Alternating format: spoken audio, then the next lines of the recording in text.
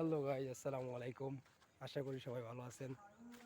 আল্লাহর রহমতে আমিও আলহামদুলিল্লাহ ভালো আছি, আপনাদের দোয়ায়। তো আমরা আজকে যে বিষয়টা নিয়ে আলাপ করব সেটা হচ্ছে সার্বিয়া। সার্বিয়া নিয়ে আসলে অনেক ভিডিও আমি দেখতেছি ইউটিউবে, অনেক ইউটিউবার অনেক ধরনের কথা বলতেছে, ঠিক আছে। তো সেই উদ্দেশ্যে আজকে আমার এই ভিডিওটা বানানো, কারণ আমি যে বিষয়গুলো দেখতেছি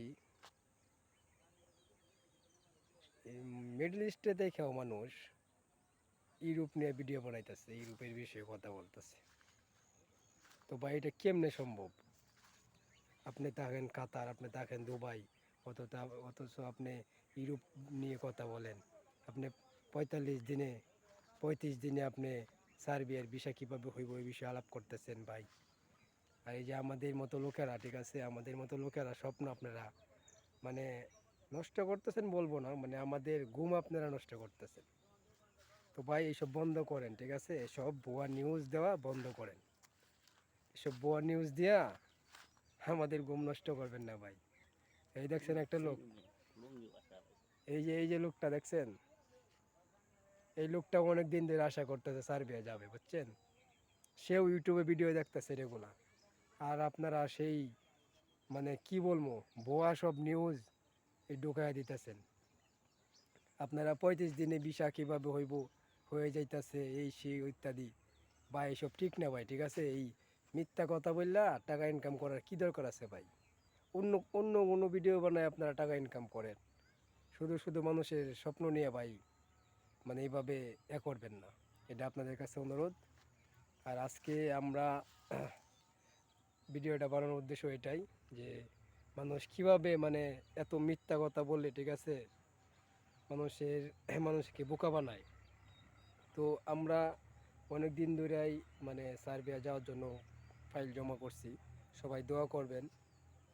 তো এই ভিডিওগুলা ইউটিউবে আমরাই দেখি বেশি, ঠিক আছে, কারণ আমরা যেহেতু সার্বিয়া যাওয়ার জন্য আশা করতেছি। তো সেই জন্য এই বিষয়গুলো দেখে খুব কষ্ট লাগলো যে মিডল ইস্টে তাই খাও আপনারা সার্বিয়া মানে সার্বিয়া আছেন বললা ভিডিও আপলোড করতেছেন, একের পর এক আপলোড করতেছেন মিথ্যা কথা বললা বললা।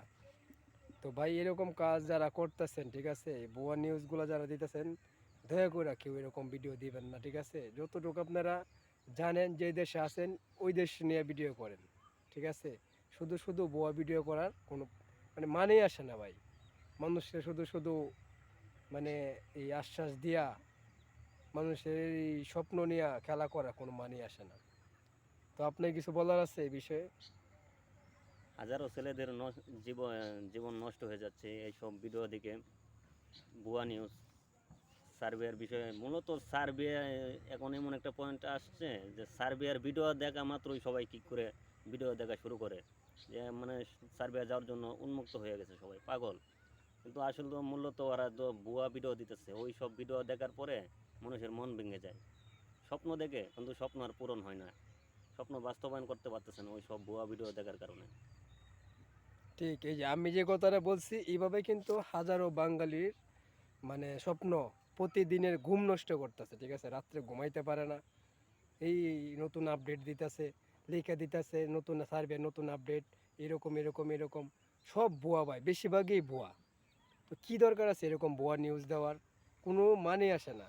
আপনি ইউটিউবার ভালো কথা, অন্য বিষয় নিয়ে আপনি ভিডিও করেন, ভালো ভালো যে দেশে আছেন ওই দেশে ভালো ভালো ব্লগ করেন, আপনি ভালো কিছু দেখান, ভালো কিছু। মানুষ তো এমনি ভিডিও দেখে আপনারা যারা প্রবাসে আছেন।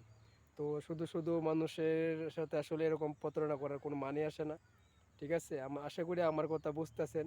আর আজকে আমার থাম্বনেল দেখে যারা ঢুকছেন, হয়তো আমার কথা শুনলে খারাপও, কথাগুলো শুনলে খারাপও লাগতে পারে, কারণ আমি সার্বিয়ার কোনো বিষয়ে কথা বলতেছি না, কারণ আমি জানি না কি বলবো ভাই। আমি আছি বাংলাদেশে, ঠিক আছে। এখন যদি আমি বলি আমি সার্বিয়া আছি, দেখেন এই যে যদি বলি যে একটা বড় একটা পার্কে আছি, অনেক অনেক ধরনের ভিডিও বানাইতে পারে, ঠিক আছে, কিন্তু আমার কোনো দরকার নাই।